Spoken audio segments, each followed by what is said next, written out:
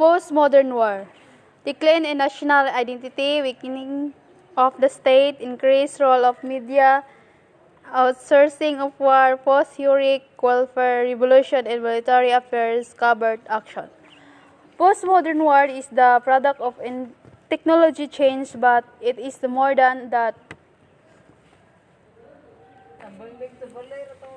Decline in the national identity means it taints society and forever alters the cultural identity of those people. They are forced to migrate for the sake of their safety and a better future, carrying their culture with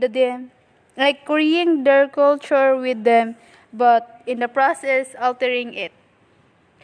So, weakening of the state means usurping some of its traditional function, particularly these or those related to a direct economic role, even inside. Next is increased role of media. Increased role of media. Media war and postmodernity investigates how conflict and international intervention have changed since the end of the Cold War, asking why Western military operates are now conducted as high-tech media spectacles, apparently, and more important for their propaganda value than for any strategic ends.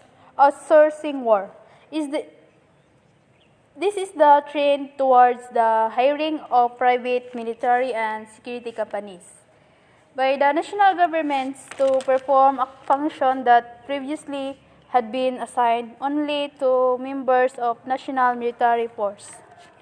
Next is post-heroic welfare. This meaning ani kay today's post-heroic welfare, today's war are easily started and the fought without perceptible retreats. The world has entered a period of post-heroic welfare.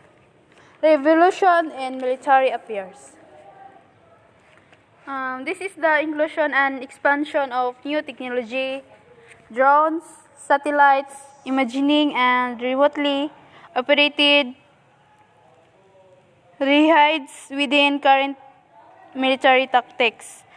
RME, or Revolution in Military Affairs, has generally been praised for its ability to reduce casualty rates and facilitate intelligence gathering. Covert action.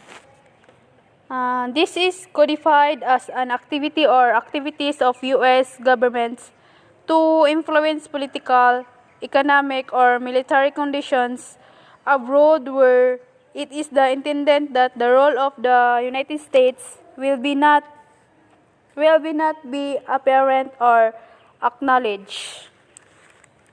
So, discussion. Do you agree if you want peace, understand war? Do you agree if you want peace, understand war?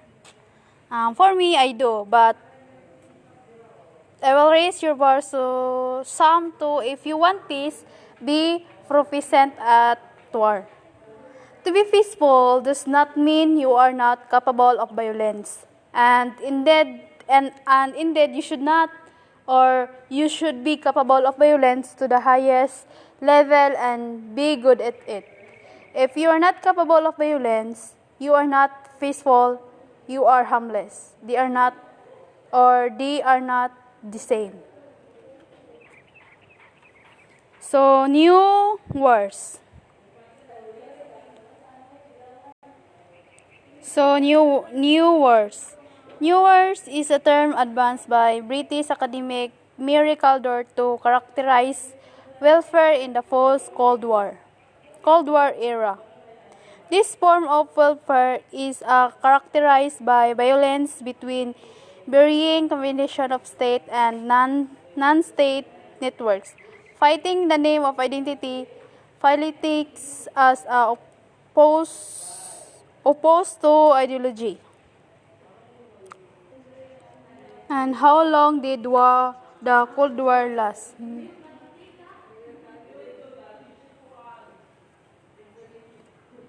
In 1945, one major war ended and another began.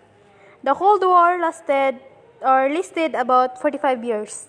There were no direct military campaigns between the two main antagonists and the United States and Soviet Union. Yet billions of dollars and millions of lives were lost in the fight.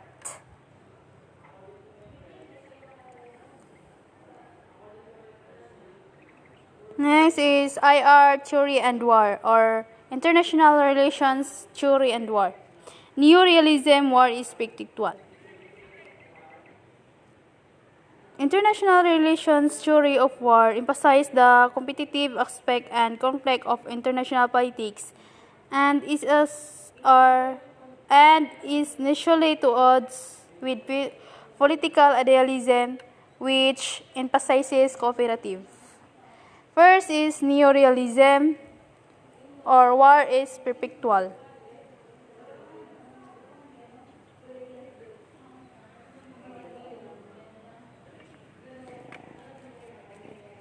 This theory of international relations that emphasize the role of power politics in international relations says competition and conflict as enduring featuring and says limited potential or cooperations.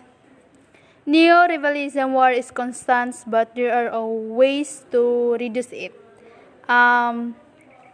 Neoliberalism refers to ideas or movement and international relations that states should be concerned with absolute advantage rather than the relative gains to another states.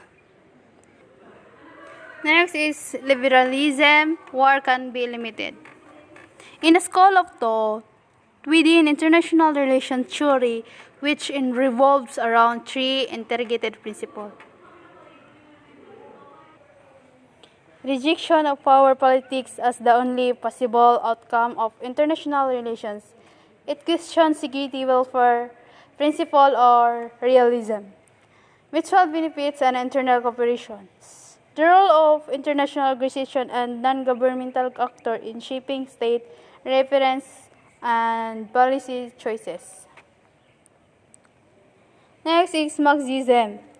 Marxism, capitalism causes. To explain Marxism and RR theory and war, we need to start with Marx's main theory for the development of capitalism. Historical materialism. Mostly historical materialism assert that human beings, including their relations with each other and their environment, are determined by the material condition in which they are survive and produce. Therefore, Marxism asserts that material conditions can be changed by the action of human beings as well as events. Think of climate change, for example, which depends on physical phenomena as well as human behavior. In other words, these material conditions are historical.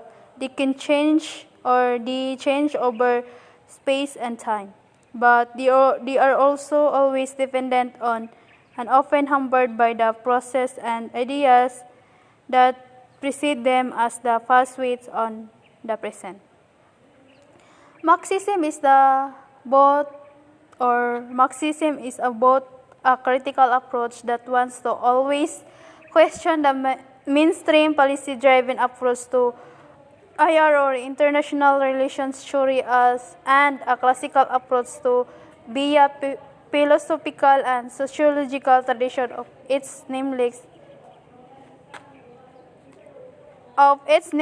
the philosopher Karl Marx, 1880 to 1883. In fact, Marxism is the only theoretical perspective in IR that is named after a person. Next is contravenism.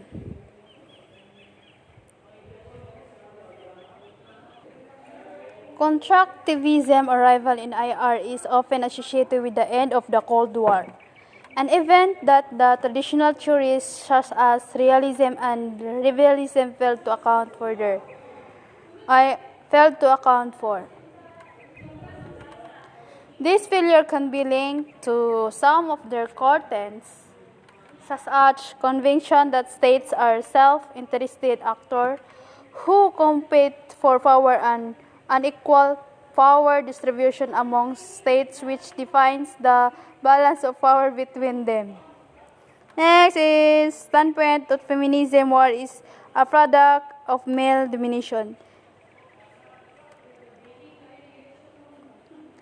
Standpoint feminism means this theory argues that women's experiences at the margin of political life have given them perspectives on social issues that provide valid insights into the world politics.